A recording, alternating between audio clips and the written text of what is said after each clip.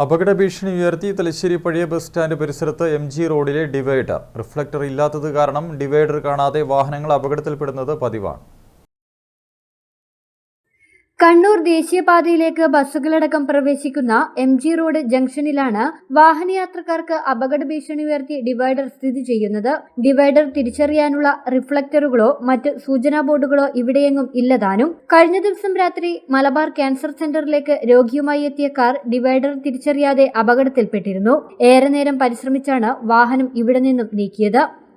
ദിവസം രാത്രി ഒരു 9 മണിക്ക് വയനാട് നിന്നും വന്നൊരു ടീമാണ് ക്യാൻസർ സെന്ററിലേക്ക്. വണ്ടി അതിൻ്റെ മേലെ കയറി പോയിട്ടുണ്ട്.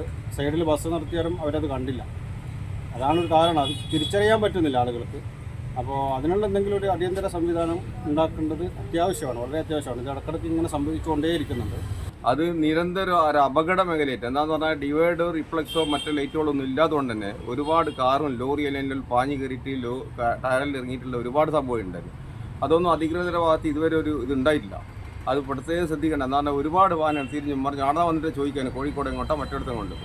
അതുകൊണ്ട് കാര്യമായൊരു സീൻ ലൈറ്റോ മറ്റോ അത് ഉണ്ടാക്കേണ്ടത് അധികൃതരുടെ ഭാഗത്ത് ഉണ്ടാകുന്ന ഒരു നടപടി പെട്ടെന്ന് തന്നെ എടുക്കണം.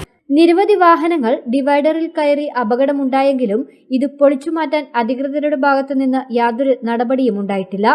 ഡിവൈഡർ പൊളിച്ചുമാറ്റുന്നില്ലെങ്കിൽ റിഫ്ലക്ടറുകളോ മറ്റ് മുന്നറിയിപ്പ് സംവിധാനങ്ങളോ സ്ഥാപിക്കണമെന്ന ആവശ്യവും ശക്തമാണ്. News bureau, Thalassery.